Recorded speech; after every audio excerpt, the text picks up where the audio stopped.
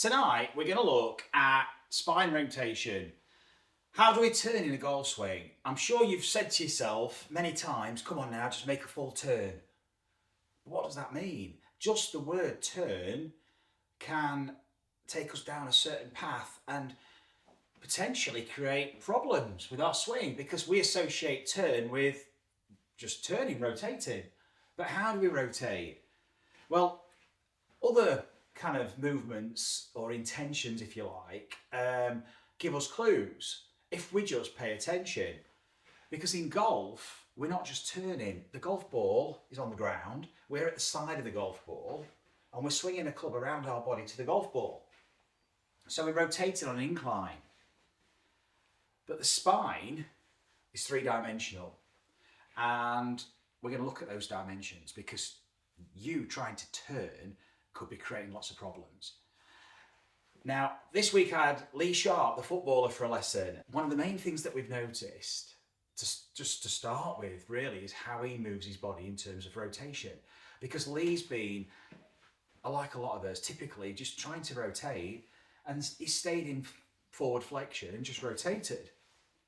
And he's ended up moving miles away from the golf ball. Not that that's an issue, but it's unintentional. So he ends up being so far away from the golf ball, but also his shoulders, and this is something that, it's golfing jargon, but it had meaning for Lee, and I'm sure it's got meaning for you. He talked about his shoulder plane, and it's not something that I really terminology that I use, but he was thinking of the shoulders, the angle that his shoulders rotate on, and the incline to the golf ball. But even that can be causing a problem because everything's moving as a block. And even in an attempt to angle the shoulders down, it's all driven from the upper body. It's all driven through the thought of rotating, but rotating on an incline. Now, we never think about rotating on an incline. If you were to rotate and look up, say behind you, but up towards the ceiling, at no point have you thought about rotating your shoulders on an incline to enable you to look up there. But what your body did, instinctively, it used its spine three-dimensionally and sequenced to allow you to look up there. And look, the shoulders tilted. And look at my rotation. There was no real excessive sway. Now in golf, of course, we're swinging the golf club, but we're swinging it around our body. But the takeaway, just the thought of taking the club away, maybe long or straight, long and straight back, or straight or one piece, and taking it in line with the feet, these things, which Lee had been working on in the past as well, had led him to be moving as a block. And when he added rotation, it was kind of using up all this valuable rotation very, very early in his golf swing, and his shoulders, in his mind now he recognises, were so flat. And in Lee's swing, he then had to steepen a little bit. And you might find this, because it's a very common issue, where in an effort to rotate, the club gets dragged inside, and then what does a coach do, or what do you do after watching videos and see your takeaway inside? You think, I need to be out there. So now you have to start manipulating with your arms, because your body rotation is naturally taking your arms way inside. So now you have to start manipulating, and you're having to think about or position the club deliberately.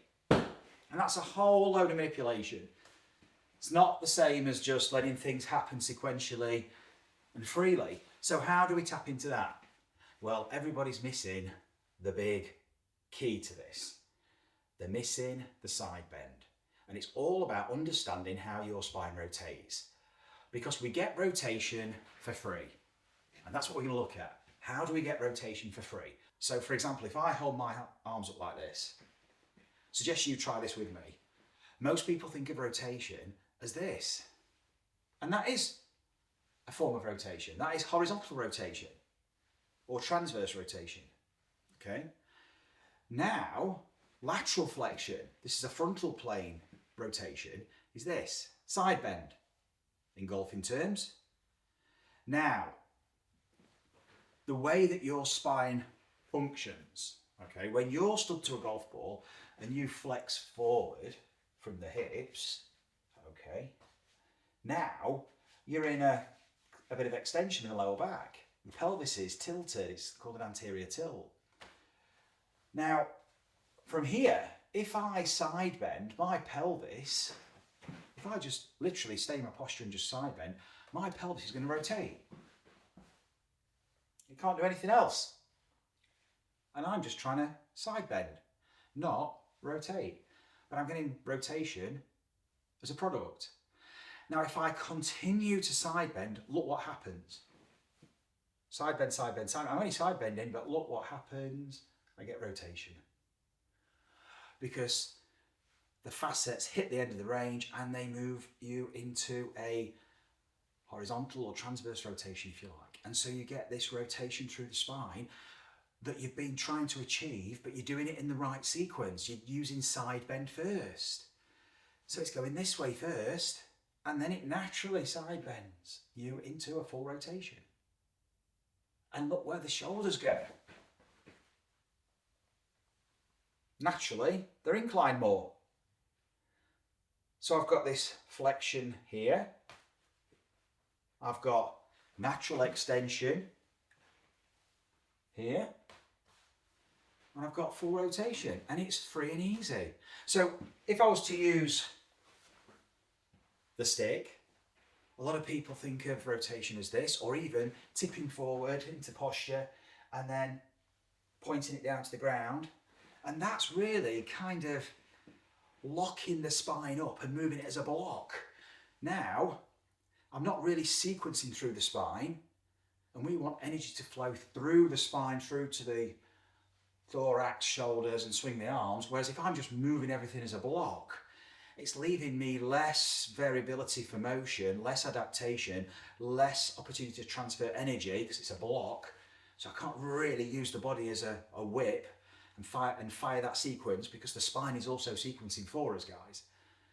It's locking me out and everything becomes quite blocked and rigid. And then I'm relying on the arms, and the arms they're going to overtake your body, because as soon as you chunk all this mass together, if you're not sequencing the spine, the trunk moves as a block. That's a lot of mass, and these hands travel way faster, and then you're fighting that early release because you've got to get speed and you can't rotate quick enough. But the side bend is the key for rotation and speed through the upper body. We've got an upcoming golf school in about 4 weeks' time. It's in October and it's at West Herts Golf Club. It's a 3-day golf school. Normally 2 days. This is an extended golf school. 3 days on the 14th, 15th and 16th of October. Only 6 places. Follow the link in the description and we look forward to seeing you with us. So we're going to do a couple of exercises for this.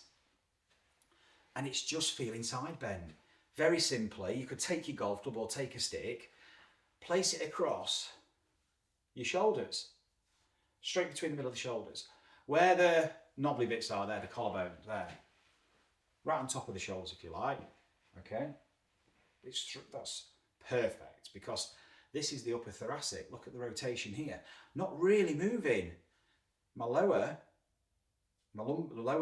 thoracic and lumbar. If you watch this here, if I put my finger in my belly button, keep that there, just rotate here, look, we've got all this rotation here, free and easy. This is really moving the shoulders in space. Okay? If I use my belly button and the stick, a lot of us are rotating like this, and from the off, we're using all this big range so early, and then we've got to start doing lots with our arms. We want to be going into side bend first, and then it naturally rotates us. So this can react freely. There's lots of movement here, and the scaps can glide, the shoulders can move. We've got loads of shoulder mobility to use. It's not locked out, especially when if you've got things under your arms and balls between your elbows or something, trying to keep things fixed and then rotating. You're just locking yourself out and losing all this mobility through the upper thoracic, through the shoulders. The pros may be doing it, but they've got tons of mobility anyway, and when you put a golf ball in front of them, they are so dynamic and just react and they've been doing it since they were kids, and they're in the gym every day, and they're athletes, and they've got such high levels of proprioception. They can move, and they know where that club is, and they're moving it around and speeding it up, and they're doing this without thinking. Even if they're constrained, generally they're doing it despite the constraints. They're constrained to maybe try and stabilise things. We don't, in my mind, get stabilisation that way. But as soon as you remove those constraints, they just swing, and they've already got amazing sequencing. We don't want to be restricting our sequencing. We want to be freeing it up, because we haven't got the same issues as those guys you're watching on TV, and ladies. They're doing things differently. They've already got amazing sequences. Their kinetic chains are already firing really well. So we want this. We want this feeling. Now, if you're not sure if you're getting it or not, take a stick, or I'd say your driver, okay, and hold it so the club head is near the lead shoulder, or the end of the stick is near the lead shoulder. Go and stand next to a wall or a door frame, and just go into your posture, and now run it up. And keep going and going and going until it has to come off, and look where it goes round. Let me grab a driver and have a look at this. Look where it goes. You're going to see it come off the wall. I'm trying to go up the wall here, it's going to have to come off the wall. And look where it goes round. Look at the shallow aspect of it. So the shoulders are doing this, and then you get the rotation. So really important to now try this with the golf club. I'd try it with an iron first, because the driver's longer, it's shallower, it's working around the body a little bit more, so it's potentially going to keep you in flexion for a bit longer. If you're not used to doing it, you might just find the club's influencing you to rotate. Take it on the inside, and maybe take you into those places that you've been trying to avoid. Oh, I've got an inside takeaway. My pros told me I've got an inside takeaway. My mates tell me I take it on the inside. Why is that? Well, it's probably because you're not using that side bend, that lead side bend. Because you're probably not going to do this to take it on the inside. You're probably going to let the golf club swing on a more upright arc. So what's it like with the golf club? We're just thinking backswing at the minute. Here, what's it like to feel that side bend straight away? Now what you'll also find, if you just pedal your feet and then settle them, just so you get more aware of your feet now, and just side bend and notice what it does to the pressure in your feet. As you side bend more and more and more, you're going to feel the pressure build up in your feet, and you're going to feel the pressure move through the feet. You're probably going to feel the pressure as you side bend to your lead side. You're probably going to feel the pressure moving towards the lead toe and the trail heel already, because it's rotating your pelvis. And if you just carry on and on and on, you'll probably find that pressure's moved through the ankle of the trail foot into the rear foot, towards the heel, and you're probably feeling the medial aspect of your forefoot, so your big toe, basically, and your ball of your foot on the lead foot. So it's encouraging you to use rotation from the ground. So from here, you can explore that feeling. Now, instead of thinking of making it from creating that movement from here, you're creating it from the ground. Use the pressure shift through the feet to rotate the body. Create that rotational force. Let the pelvis rotate.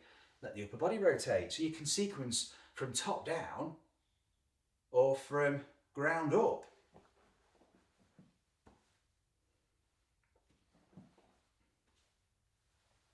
And there's a lot here of side bend. Naturally, you're going to get the rotation, that horizontal rotation, but explore the side bend and then see how it feels. Just to have a play around with it. You're going to end up around here. You can't avoid it. So don't try and put it in there or force it into some kind of slot or position. It naturally orientates itself through the movement of your body. So let yourself use that body movement. Let's have a few more shots. Feeling that footwork, feeling that side bend, and exploring where that takes the hands. And let the wrists, let those cock, and let them throw the club up. Might be a bit steeper than what you're normally used to.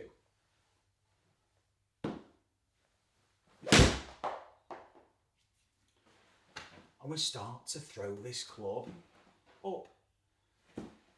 To encourage ourselves, if we like to feel it from top down. I say feel it from top down. We're initiating the action now. We're kind of triggering it with the eyes, but you'll feel how your feet react. Because your feet react to your eyes, your hands react to your eyes. It's not just hand-eye coordination, it's hand-eye-foot coordination, okay? The hands are obviously influencing things, but the eyes are so important. And then the feet, they're responding. So you can recognise these three major aspects that are driving your movement pattern. Think about where you look now. We're going to look behind and up towards the ceiling and then throw the club up. I naturally went into a side bend. Just to look up, side bend to rotate. The club, the arms and club responded. They went up. Very similar to the exercise. So we can reinforce it with the exercise and we can use this feeling to feel all that lateral flexion. Now, through swing. And this is something that feels very different. Now, if you watch my tutorial on how the eyes create rotation, this is just adding a few more layers to it. This was a game changer for Lee. And to drive this functional spine motion, we're going to make a shorter swing. And what you'll find is if you just make half a swing and now try to hit the golf ball with power, your body will naturally take you into a side bend for power. It's using the side bend to rotate the body and tap into this very powerful mechanism through the lower spine, and then use the spine as a sequence to move the shoulders quickly, to swing the arms quick and get some hand speed and some club head speed. So starting halfway back and now drive it through. Your body's going to want a side bend because that's the most powerful mechanism. Feel that place halfway back and now drive it. You can use a T-peg, anything. I've just got a 7-iron. So, although we're not trying to make a position, we're just swinging halfway back to try and now trigger this side bend. Now what we can do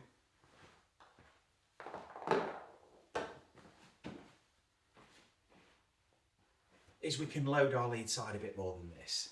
So we're going to combine the dynamics of the backswing and the downswing.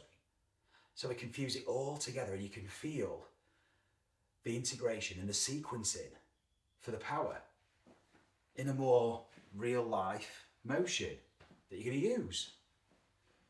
So what we're going to do, we're going to take our stance and we're going to bring our lead foot into centre. And to swing back, we're going to just use a half swing. We're going to side bend. Just start using that side bend. Now, if you're still unsure if you're side bending after doing the exercise, and that's no problem because it's not, we've got to find a way that resonates. Not everything connects in terms of our perception of what we're doing. Sometimes, again, this is why video is so important. Video your swing just to affirm, are you doing what you think you're doing? And if you're not quite sure, take your golf club, karate chop hold, arms underneath, straight underneath your shoulders, just hanging down. Arms close to your body, swing it from side to side. And that's going to throw you into a side bend. Not this. That's using all that horizontal rotation early, taking you into this dead end. You've got to start lifting the arms. And that's going to take us into a whole host of issues later on. Good luck with that one. What we want to do is negate all the potential compensation we're going to have to make to try and get some strike on the ball. Because what Lee was doing, he was adding loft through impact. He was getting a bit shallow because he was moving this way, trying to steepen the shaft to get the strike, but then it's a bit too steep, so then he kind of backs up a little bit to add some loft, and he was causing a few thins, maybe very clean hits, but sometimes a bit fat. But in the video you'll see how that all got kind of conceptually cleared up as well. Just reconceptualizing the intention behind your movement, often just for players like that, and that's why tour players are so sensitive to change in movement. They can tweak that needle very easily just by changing concept. We can do it the same as well, but we need just sometimes just a little bit more of an exaggeration to recognise, to be able to differentiate between these movements. And then as soon as we start to attune ourselves, we can feel the finer elements of this, so we can control it with more precision. But first of all, we need to feel it. So side to side, not round. If you've done the wrecking ball before, it's the wrecking ball. Side bend. And the side bend creates the rotation. But we're not going to think about making big turns, okay? We're going to make big side bends. That's where we're going. So draw that left foot back, ball in the middle of this normal stance. Draw that left foot back. For me, left foot, your lead foot. And feel that side bend. You can't go steep enough because your body will rotate, okay? And now as it goes up, I'm going to take that step to my lead side and I'm going to fire.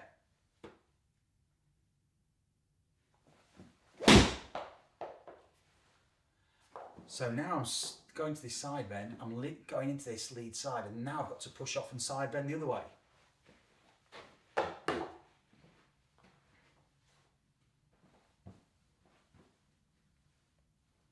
If you're not sure, look up, let the club follow you halfway back.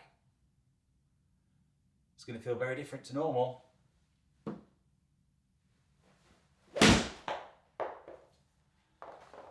And we can start to feel the side bend on the way through, because the body just reverses it. If you find this is a bit tricky at first, no problem. Take your stance, ball in the middle, normal shoulder width 7-9 stance. Go onto your lead side. Just place your trail foot on its tiptoes behind you, so it's kind of just in line with the heel of the lead foot, slightly offset back there, split stance there.